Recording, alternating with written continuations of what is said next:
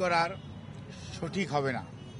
সেজন্যই আমরা ওনার যে বিদেশ নেওয়ার যে বিষয়টি সেটি কিছুটা বিলম্বিত হচ্ছে এবং ভবিষ্যতে হয়তো শারীরিক অবস্থাই বলে দিবে যে ওনাকে কখন বিদেশে চিকিৎসার জন্য নিয়ে যাবে অথবা নিয়ে যাওয়া হবে। কাজেই এখন আমাদের মেডিকেল অ্যাম্বুলেন্স সবসময়ই প্রস্তুত আছে, কিন্তু প্রস্তুত থাকলেও সর্বোচ্চ পর্যায়ে দেশনেত্রী বেগম খালেদা জিয়ার সুচিকিৎসা এবং ওনার সেফটি অ্যান্ড সিকিউরিটি অর্থাৎ চিকিৎসাগত দিক থেকে এটি অত্যন্ত প্রাধান্য পাচ্ছে সর্বত্রই। এবং আমাদের যে মেডিকেল বোর্ডের সম্মানিত সদস্যরা ইউকে এবং আমেরিকা থেকে এবং বাংলাদেশ থেকে যারা অংশগ্রহণ করছেন, ইভেন সুদূর চায়না থেকেও সবাই কিন্তু ওনার ফিজিক্যাল কন্ডিশনের উপর সবচেয়ে বেশি গুরুত্ব দিচ্ছে। এবং আমরা মনে করি আমরা সবাই, দেশের সকল মানুষ ওনার সুস্থতা চায়, চিকিৎসকরা চায়, দেশের আবাল বৃদ্ধ বনিতা সকল ধর্মের সকল রাজনৈতিক মতাদর্শের মানুষরা চায়। কাজেই যেহেতু ওনার স্বাস্থ্য আমাদের সর্বোচ্চ অগ্রাধিকার, সেজন্য আমাদের ভারপ্রাপ্ত চেয়ারম্যান সার্বক্ষণিকভাবে জনাব তারেক রহমান সাহেব এটি যেমন তদারকিও করছেন এবং এ ব্যাপারে চিকিৎসকদের মতামতকেই উনি সবচেয়ে বেশি অগ্রাধিকার দিচ্ছেন।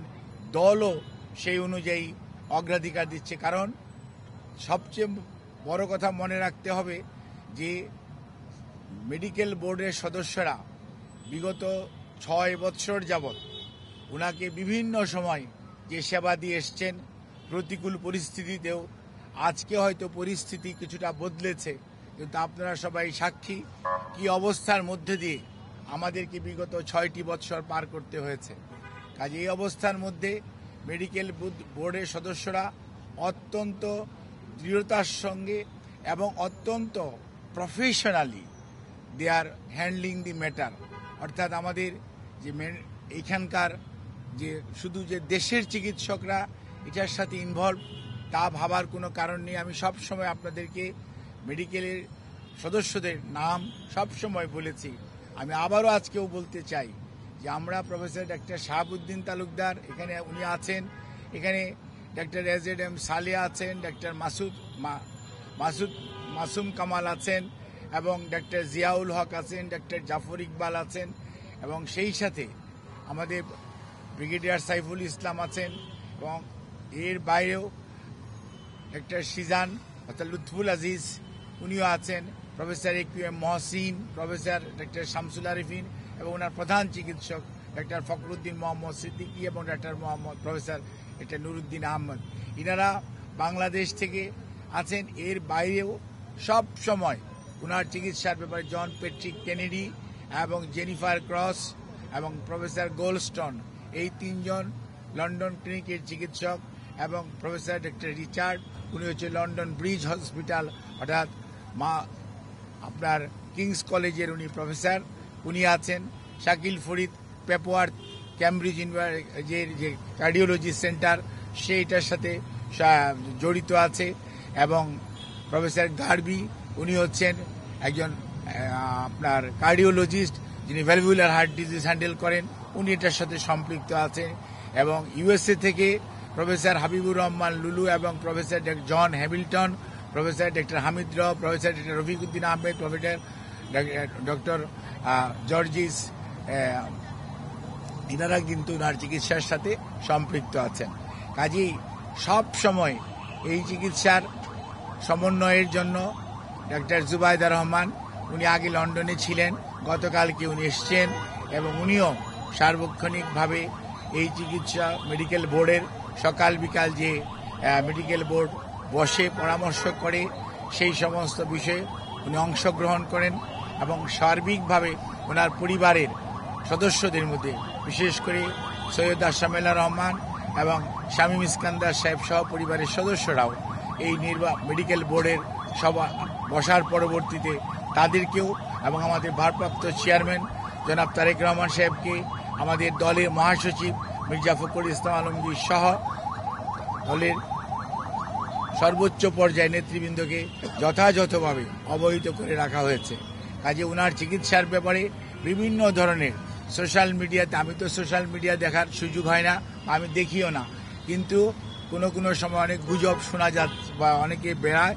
আমি সবাইকে অনুরোধ করব, দয়া করে দেশনেত্রীর এর প্রতি যদি আপনাদের শ্রদ্ধা এবং ভালোবাসার নিদর্শন স্বরূপ বিনীতভাবে অনুরোধ করব, আপনারা দয়া করে যে শোট ফ্যাক্ট এটার বাইরে কেউ গুজব ছড়িয়ে মানুষকে দয়া করে বিভ্রান্ত করবেন না, এবং শুধুমাত্র আল্লাহ রাব্বুল আলামিনের কাছে দোয়া করেন আল্লাহর অশেষ সহমতে সব সময় উনি এসছেও প্রতিকূল অবস্থা থেকে আল্লাহ উনাকে সুস্থ করেছেন। আপনাদের সবার দোয়ায় আমরাও এবার এবং মেডিকেল বোর্ড অত্যন্ত আশাবাদী যে এবারও ওনার যে শারীরিক জটিলতা এটা থেকে আপনাদের দোয়া এবং আল্লাহর অশেষ মেহেরবানিতে ইনশাআল্লাহ দেশনেত্রী বেগম খালেদা জিয়া সুস্থ হবেন।